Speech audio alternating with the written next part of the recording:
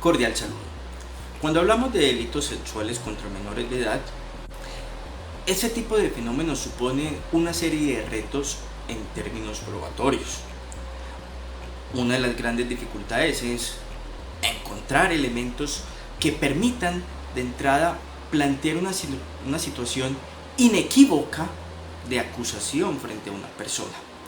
La naturaleza del delito sexual y sus diversas modalidades generan dificultades para obtener precisamente esas pruebas que en términos de certeza permitan dar cuenta de la existencia de un evento.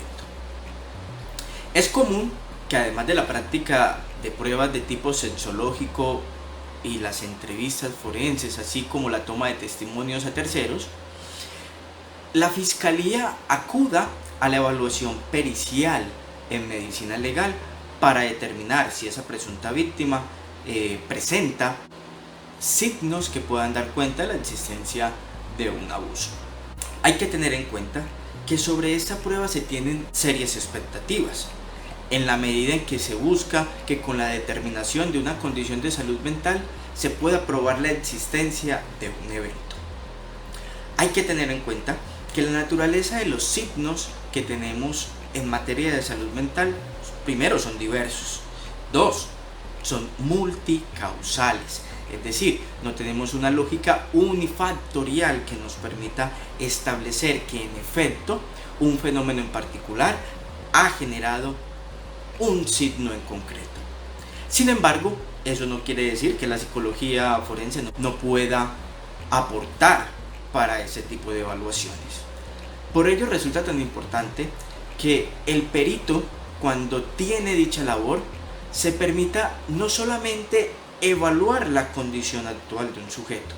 sino que haga una exploración amplia que permita determinar factores o inclusive condiciones preexistentes. Cuando hago referencia a factores, otros fenómenos de carácter estresante, traumático y demás que puedan generar la aparición de síntomas concretos. Asimismo, evaluar la preexistencia de condiciones de salud mental,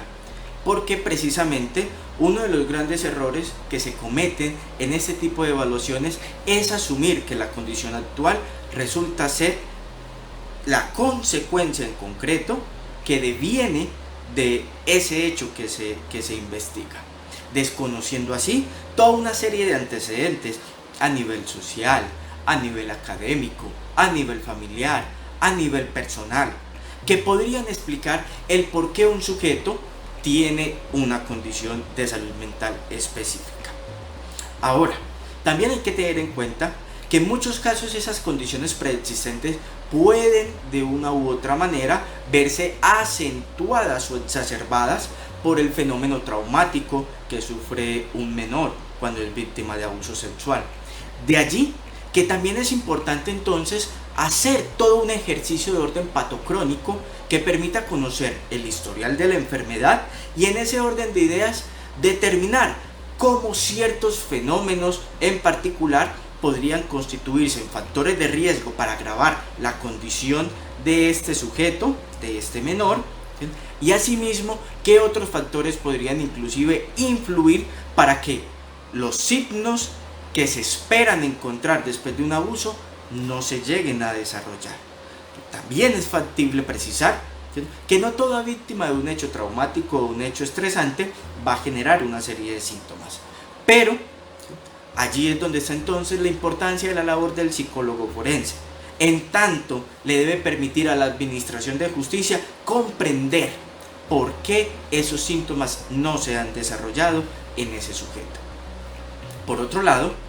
si nos derivamos a las guías que utiliza medicina legal para dicha evaluación, es importante tener en cuenta que en su momento se habla del uso de las pruebas,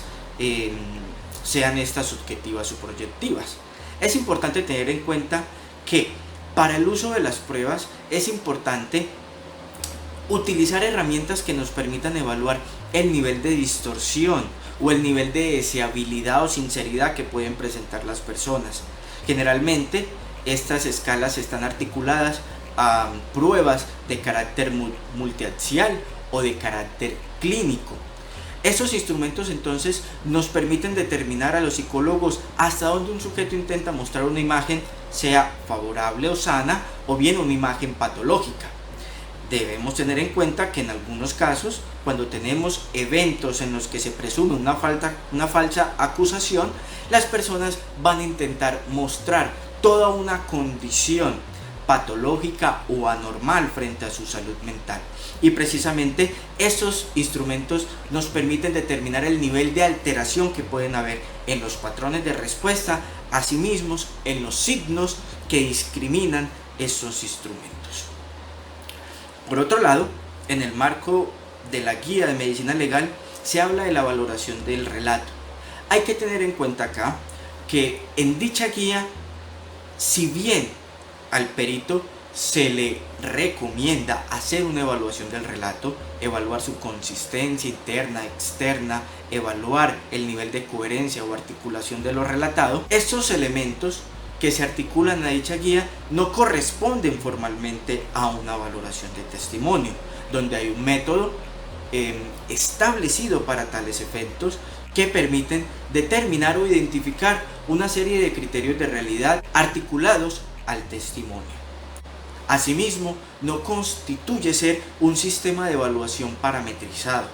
Si bien a nivel forense no tenemos instrumentos que nos permitan evaluar, sea en el marco de lo estadístico o sea en el marco de lo psicométrico, los relatos, sí tenemos una investigación o un cuerpo de conocimiento amplio que nos facilita determinar una serie de detalles o de criterios que vamos a encontrar en aquellos relatos que generalmente se desprenden de situaciones vividas. Y es allí, ¿sí?, donde el perito, inclusive de medicina legal, debe auxiliarse de esos métodos que están por fuera de la guía para efectos de poder determinar, ¿sí?, si un relato tiene algún nivel de credibilidad o de consistencia. Debemos tener en cuenta allí que la naturaleza de la labor pericial frente al relato no se constituye únicamente por determinar si un relato es articulado o coherente. Hay que tener en cuenta que los relatos falsos también podrían tener esas características. Es por ello que a través de estos sistemas de evaluación que no están articulados a las guías que utiliza medicina legal, nos van a permitir determinar criterios experienciales, criterios emocionales, criterios sensoriales que se articulan a aquellos relatos que se desprenden de experiencias vividas. Asimismo, articulado a ello, a todo un escenario de evaluación de consistencia externa que va a permitir darle un mayor soporte objetivo a tal evaluación. En ese orden de ideas, cuando la Fiscalía solicita una evaluación al Instituto Nacional de Medicina Legal y Ciencias Forenses, específicamente una evaluación pericial por psicología forense, el perito allí tendrá la obligación metodológica de diseñar todo un proceso de evaluación estructurado que le permita hacer un ejercicio de diagnóstico de un antes, un durante y un después del fenómeno acaecido o investigado. Asimismo, de valorar la naturaleza del relato, pero reitero, a través de métodos estructurados, a través de métodos forenses, no simplemente a la luz de la articulación y la coherencia, porque ello constituiría una evaluación incompleta alrededor de la credibilidad del testimonio. Espero que los comentarios de hoy sean de utilidad y estaré atento a sus comentarios, inclusive a sugerencias para que revisemos nuevos temas. Hasta pronto.